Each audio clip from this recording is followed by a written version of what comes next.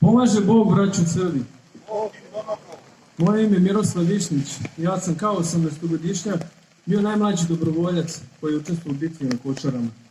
Pre nego što počnem moj skromni govor, htio bih da se zahvalim pred svega Ljubici, Kisim i vladi koji su me zamolili da uz pomoć Milana organizujemo ovu manifestaciju.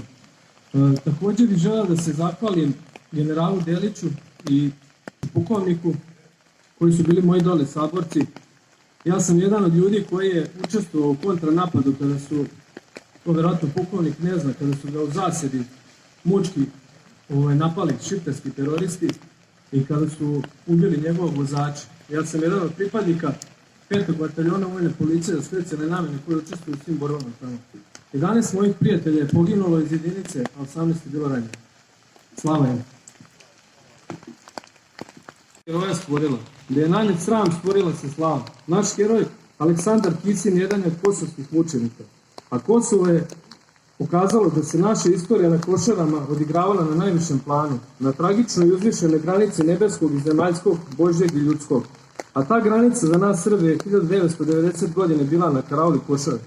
Na toj granici naučili smo da se herojstvo ne sastoji od ljudskih slabosti, već od bezgraničnog požrtvovanja. Aleksandrova žrtva jeste primjer tog herojstva koje nije bilo satkano od slabosti i oklevanja, već od ljubavi prema svom srpskom narodu i požrtvovanju. Zbog acine žrtve danas smo dužni da obeležimo i proslavimo otvaranje murala u njegovu čast na veličanstven način. Danas se kao narod ne trebamo bojati da ćemo preterati u proslavljanju novog heroja iz prošlosti. Više se trebamo plašiti da ne zaboravimo svoje svetle duhove prošlosti i da se ne predamo danu i komadu.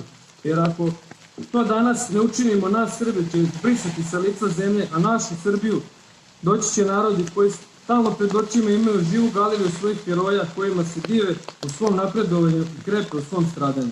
Neka je večna slava Aleksandru Kisinu i svim herojima sa Košara i junacima koji su stradali u svim otadžbinskim ratovima otkad je srpskog plemena. Večna slava i hvala.